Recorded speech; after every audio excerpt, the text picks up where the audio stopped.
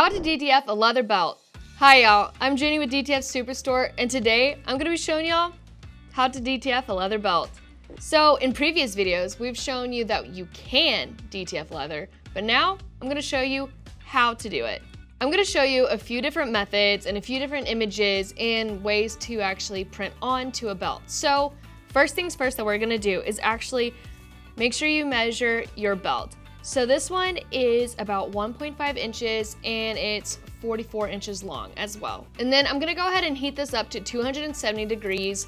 That seems to be the sweet spot for leather. And then if I feel a little iffy, I might check it a few times throughout. So this is gonna be the first design I go with, and I'm gonna call this an all over print. So it's just solid ink. There's no negative space, no color knockout. This is just a rectangle of ink.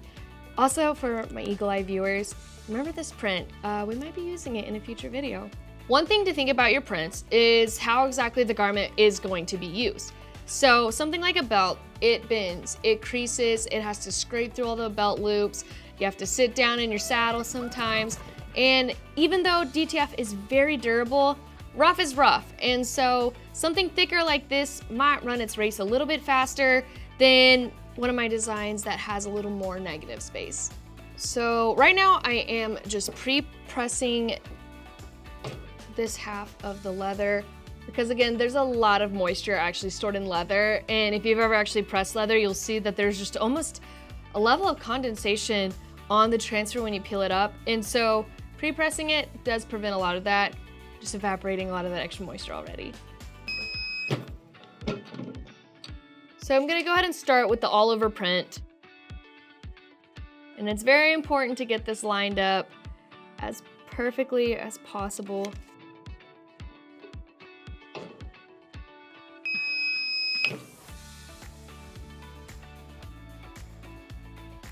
So this print did turn out great. Definitely just gonna do my second press now.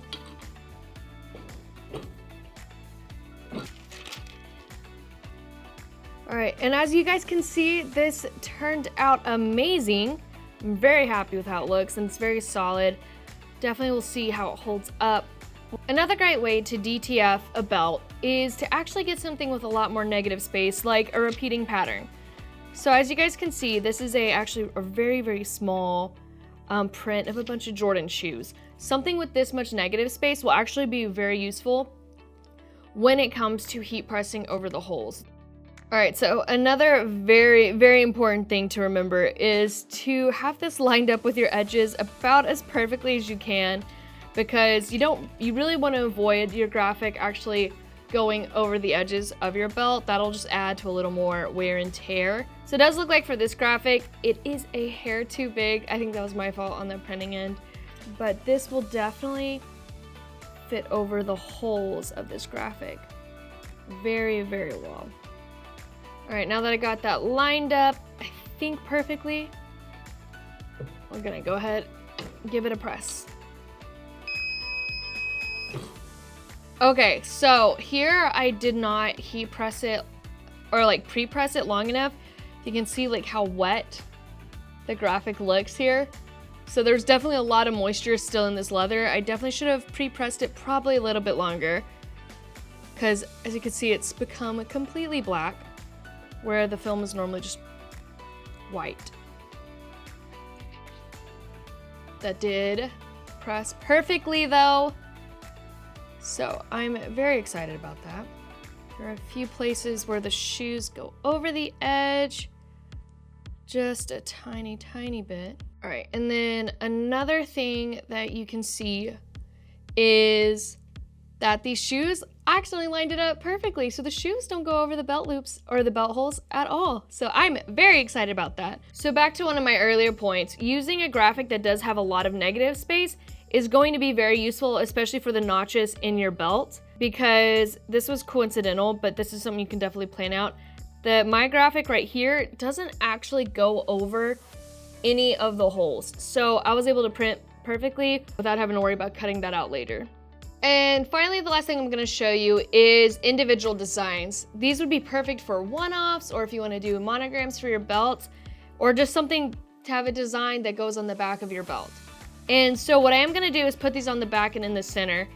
And a super quick tip that just very easy, is if you fold your belt in half, where this folds, that'll be the center of your belt. And so typically if you're just doing one individual design for your one-offs, this is where you would put the design. But since I have two for an example, I'm just gonna split the middle.